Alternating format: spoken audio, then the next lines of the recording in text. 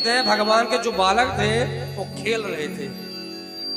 खेलते खेलते उस गेंद को एक कुएं में डाल दी और जैसे उस कुएं में दर्शन करने के लिए गए ना, देखा उस कुएं के अंदर बहुत भारी गिरगिट था महाराज, बहुत बड़ा गिरगिट। बालक डर गए कि इतना बड़ा गिरगिट कहाँ हमने जीवन में पहली बार देखा। आकर भगवान से बताए प्रभु कि इतना बड़ा गिरगिट मैंने जीवन में पहली बार देखा है। भगवान ने कहा चलो हम भी देखते हैं।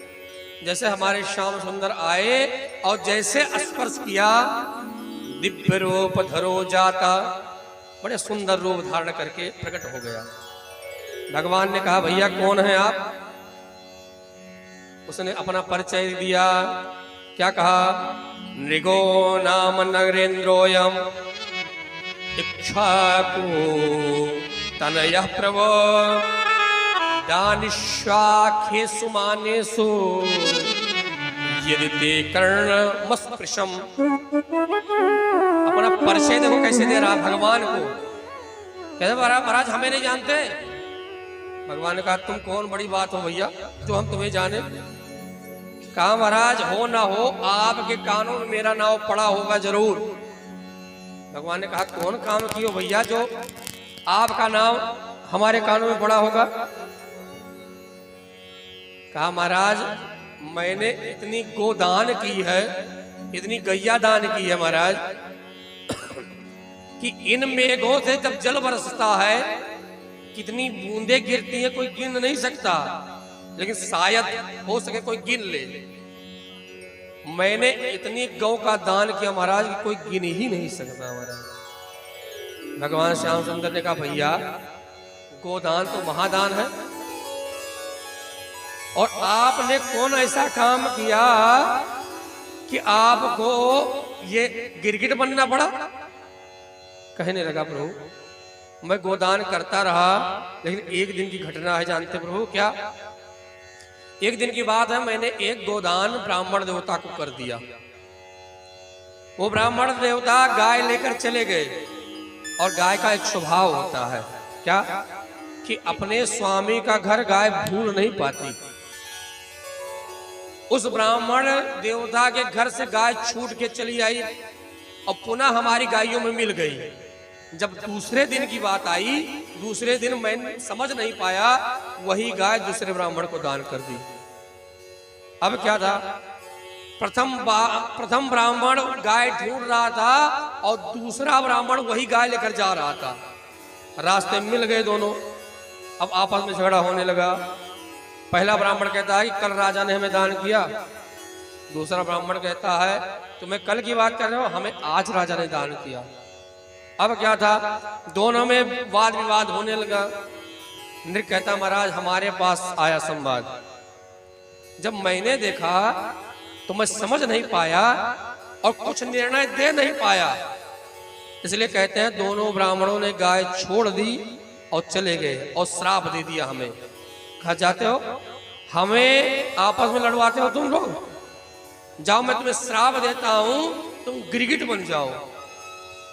जब हमने प्रणाम किया महाराज हमसे गलती अनजाने में हुई, तो कहते हैं उन ब्राह्मणों ने कहा ठीक है गिरगिट बनोगे, लेकिन जाओ मैं तुम्हें आशीर्वाद देता हूं कि कृष्ण का जब अवतार होगा तो वो स्पर्श करेंगे तो तुम्हारा उद्धार होगा।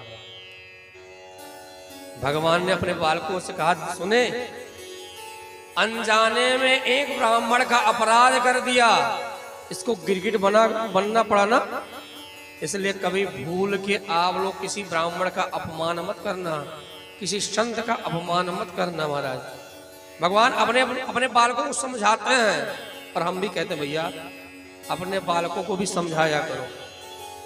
संत को कैसे प्रणाम करना चाहिए, भगवान को कैसे प्रणाम करना चाहिए, ये सब बताया करो महाराज। भगवान बताते हैं अपने बालकों को। अब क्या था?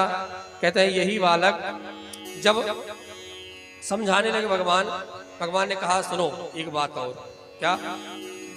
स्वादत्ताम परदत्ताम व ब्रह्मवृत्ति हरेच्छया षष्ठ वर्ष सहस्राणि विष्टाया जायते कृमि भगवान अपने बालकों से कहते जानते हो, स्वादत्ताम, मैंने कुछ धन ब्राह्मण को दे दिया, पर दत्ताम हुआ, किसी से ब्राह्मण देवता पैसा लेकर आए, दक्षिणा लेकर आए, पर दत्ताम हुआ, ब्रह्म वृत्ति हरिचया, किसी ब्राह्मण की वृत्ति का हरण करना, ऐसा जो करता है ना, इन सब धनों का जो उपयोग करता है ना, 6 वर्ष सहस्राणी, 1-2 वर्ष नहीं, 60,000 वर्ष तक कहते गंदगी का कीड़ा बनता है महाराज।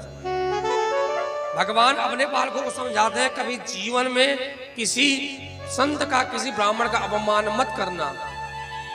लेकिन यही किया इन्होंने। क्या किया? कहते एक बार की बात है, द्वारका में 7 ऋषि आए, 7 ऋषि हैं महाराज।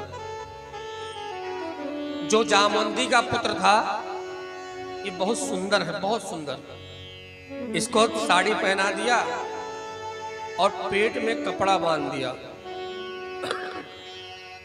कपड़ा जब बांध दिया और इन्हीं महात्माओं के पास आए, घूंघट काट दिया। बालकों ने कहा, महात्मा जी बताइए हमारे भाभी को क्या होगा, इस समय ये गर्भवती है।